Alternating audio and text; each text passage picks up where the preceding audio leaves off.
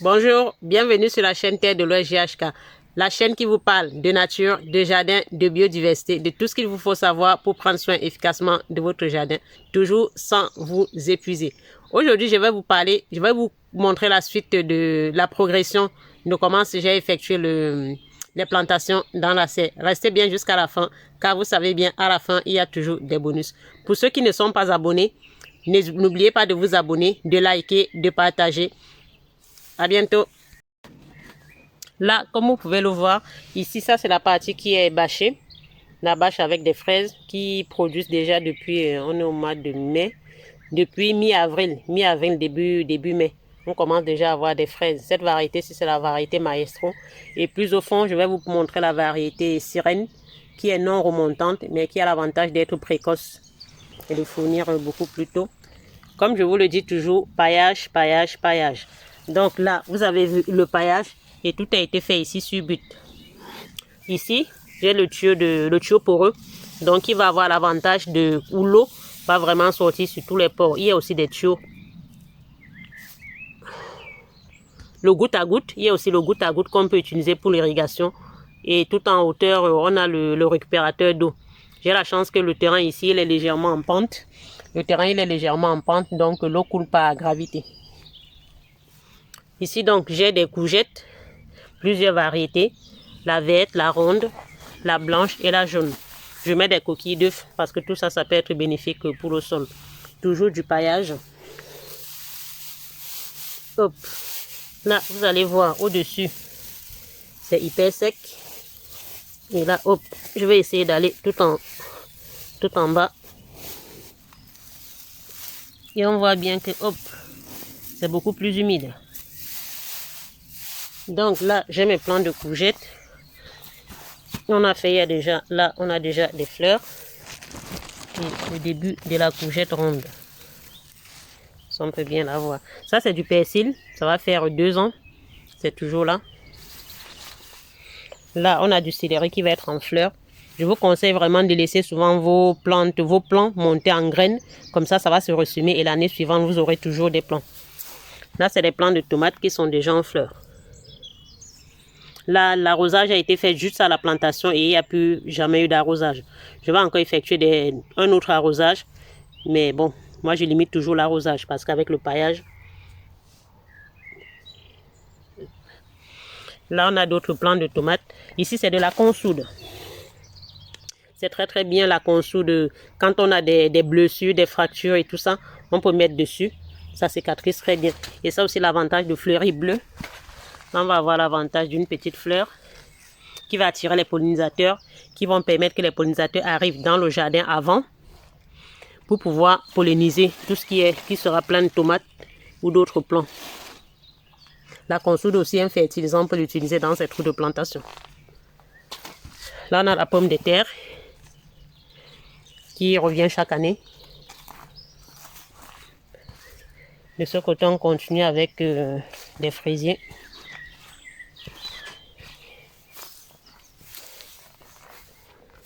Là, donc, sur ce côté-là, j'ai mis des tomates. Ici, au milieu, il y aura des plants de poivrons, piment. Vu que les poivrons et les piments demandent un peu plus de chaleur pour pousser, donc ça n'arrive pas en même temps que les tomates. Les poivrons, aubergines, piments ont besoin d'un peu plus de chaleur pour pousser. Donc, je mets les tomates pas très très espacées. J'ai à peu près 50 cm de distance. Et de ce côté, je mettrai des poivrons. Là, on a la blette qui revient chaque année, pareil. Et comme vous pouvez le remarquer, là, il y a des fils. Je suis dans la serre, il y a des fils. Dans les fils, on va les utiliser pour faire grimper les plantes de tomates. Donc, ça va monter un peu et puis, hop, ça va être attaché comme ça. Et à chaque fois, je vous montrerai dans une autre vidéo comment est-ce que je fais pour faire monter des plantes de tomates sur les fils.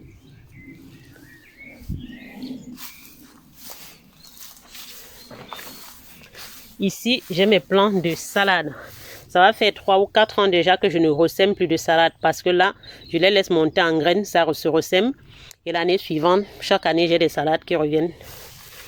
Et comme vous pouvez voir, un seul arrosage et j'ai de magnifiques salades chaque année.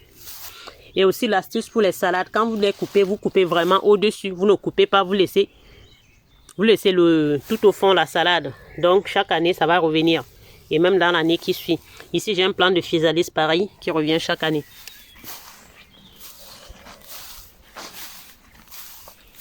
Et ici, j'ai ma verveine.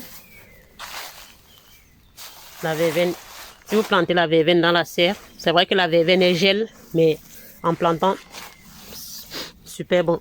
En plantant dans la serre, vous avez la verveine qui revient chaque année. Ici, j'ai des plants de concombre, toujours une étiquette. J'ai des plants de concombre. Et de ce côté, du cornichon. Comme je disais dans une précédente vidéo, les cornichons, c'est vraiment très, très rentable. Avec 2-3 plants de cornichons, vous n'acheterez plus jamais de cornichons. Parce que vous avez vraiment des cornichons sur toute l'année. Ici, j'ai des fraises variété sirène. Vraiment de super fraises. Le goût, magnifique. De super fraises depuis déjà presque un mois. Donc, n'hésitez pas. Si vous n'avez pas de serre, vous pouvez toujours mettre quelques piquets et juste recouvrir le dessus. Toujours avec le tuyau poreux entre deux.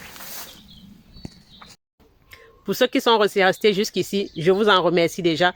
Et ne quittez pas, le bonus va arriver. Je vais vous présenter la partie pépinière pour vous montrer l'évolution de comment 2 mois après, depuis le mois de mars où j'ai commencé à faire des semis. Là, je suis en pleine saison de vente.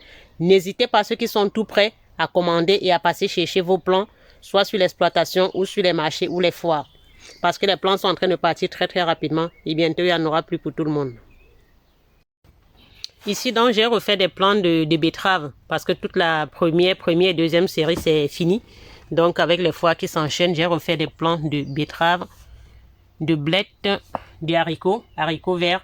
L'avantage de faire ces semis comme ça permet de les mettre directement en place et les limaces, les escargots n'ont pas le temps de les dévorer parce que les plants sont déjà un peu plus solides. Là, c'est des plants de petits pois.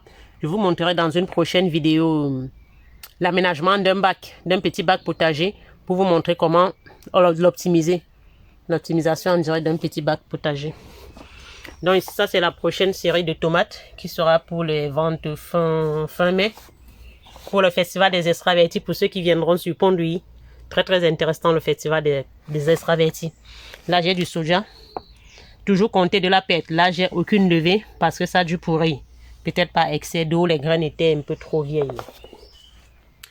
Donc là j'ai des plants de melon, de pastèques, de concombres, de mini concombres. Je vous ferai une série sur les produits exotiques et les petits plants qui vont être vraiment très intéressants et avec lesquels vous pourrez étonner vos voisins et votre famille. Ici, j'ai des plants de piment et de poivron. Vous voyez, les plants sont vraiment très très petits encore. En début de saison, je vous parlais je vous ai fait visiter la serre, la partie pépinière, où je vous présentais l'étape de culture, l'étape de semis, l'étape d'arrosage aussi. Et là, maintenant, on est déjà début mai. On est déjà le 5 mai. Et là, les plantes ont déjà bien avancé. Parce que les saines glaces, généralement, au moment où on préconise de planter sans risque de geler, c'est à partir du 11 ou 15 mai. Là, ils n'annoncent pas de gelée. Donc, les plantes sont déjà bien avancées. Là, on a des plants de courgettes. Là, de concombres. Ici, de melon, de pastèques. Des courges, du patidou, du potimarron, de la courge spaghetti. Ici, j'ai le mini concombre au cocktail, des cornichons, du kiwano, mon préféré, des pâtissons, du vert, du blanc, du vert blanc, du jaune et du blanc. De ce côté, on a des plants de tomates. Les autres sont déjà mises en vente. Ici, j'ai du piment antillais. Coucou l'Afrique. Piment, le poivron aussi, le gros poivron. Là, de l'aubergine. L'aubergine ronde, la barbentane et l'aubergine strip Togo. Jamais oublié ses origines. Donc là, j'ai la strip Togo, la Japanese pickle qui est très fine et longue. Merci d'avoir regardé jusqu'à la fin. J'espère qu'en vous présentant le potager, ça vous donnera des idées sur comment aménager votre potager. De le faire en but, comme je le dis très souvent.